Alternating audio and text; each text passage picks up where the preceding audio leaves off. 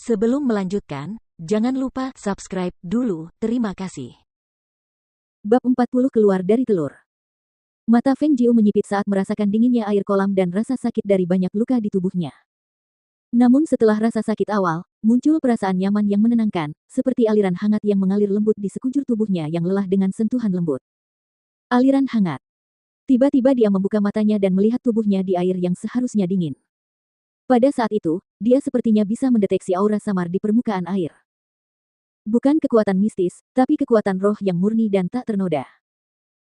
Melihat kolam yang memancarkan aura kekuatan roh samar-samar, dia teringat kembali pada tikus penggali yang pernah ditemuinya sebelumnya.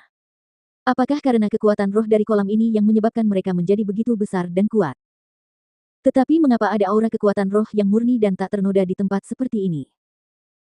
Saat ia tengah asyik berpikir, telur emas yang ia taruh tinggi di sisi kolam tiba-tiba bergeser sedikit dan tanpa tanda-tanda lain, telur itu mulai menggelinding menuju kolam. Plum. Telur emas itu jatuh ke dalam air dan dengan cepat tenggelam di bawah permukaan. Karena terkejut dan syok, tangannya meraih kosmos sak dan belati dan dia dengan cepat menyelam ke dalam air. Dengan mata terbuka di dalam air, dia bisa melihat telur emas itu perlahan dan berangsur-angsur tenggelam. Namun, dia melihat bahwa semakin dalam, air sebening kristal di kolam itu menjadi gelap dan tidak dapat ditembus oleh penglihatan, tampak seperti lubang tanpa dasar yang penuh dengan misteri yang tak ada habisnya. Ia khawatir jika telur itu tenggelam lebih dalam, napasnya tidak akan cukup lama, dan ia juga khawatir karena ia tidak tahu hal-hal apa saja yang akan ia hadapi jika ia menyelam lebih dalam, oleh karena itu, ia menambah kecepatannya saat menyelam.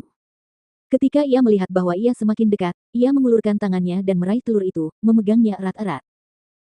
Dan saat ia hendak berenang ke permukaan setelah memegang telur di lengannya, tiba-tiba ia seperti melihat pintu batu yang ditutupi alga di kedalaman yang gelap dan remang-remang. Meskipun bingung, dia tidak terlalu penasaran saat itu karena dia tidak bisa menahan napas lebih lama lagi dan dia segera menendang dan mendorong dengan lengan dan kakinya untuk mendorongnya dengan cepat. Dan pada saat itu, pintu batu di dasar kolam tiba-tiba berderit terbuka. Sebuah hisapan yang luar biasa kuat keluar dari balik pintu itu, bagaikan pusaran air dari dasar kolam, yang menyedot semua air ke arah pintu, membawanya turun bersamanya. Aduh! Terjebak dalam hisapan dahsyat di dalam air, ia tak mampu menghindar agar dirinya tak ikut berputar bersama pusaran air yang tiba-tiba muncul, dan terhisap masuk lewat pintu.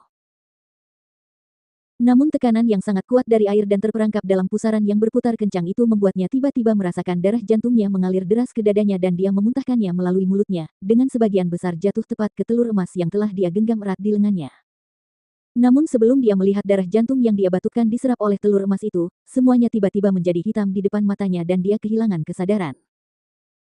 Pada saat yang sama, telur emas itu mulai memancarkan cahaya keemasan samar, ukiran rumit pada cangkangnya yang telah menghilang muncul kembali, menyebar ke seluruh bagian luar cangkang bersama dengan cahaya keemasan.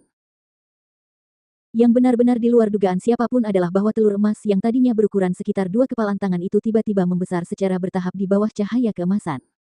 Telur itu masih tergenggam di lengan Feng Jiu, tetapi sekarang ukurannya telah sebesar semangka besar. Dan tepat di antara kedua alis Feng Jiu, sebuah rune merah tua dari Phoenix api muncul. Dan pada saat yang sama ketika rune itu muncul, tubuhnya tiba-tiba bermandikan cahaya keemasan, dan banyak luka di tubuhnya menutup dan sembuh dengan kecepatan yang terlihat oleh mata. Suara benturan keras terdengar. Feng Jiu yang terseret oleh pusaran kuat itu terlempar langsung ke tanah, air dari pusaran air itu memercik ke tubuhnya. Benturan dan rasa sakit yang menyengat membangunkannya saat ia perlahan-lahan mendapatkan kembali kesadarannya. Saat ia perlahan-lahan membuka matanya, ia hampir dibutakan oleh cahaya keemasan yang terang.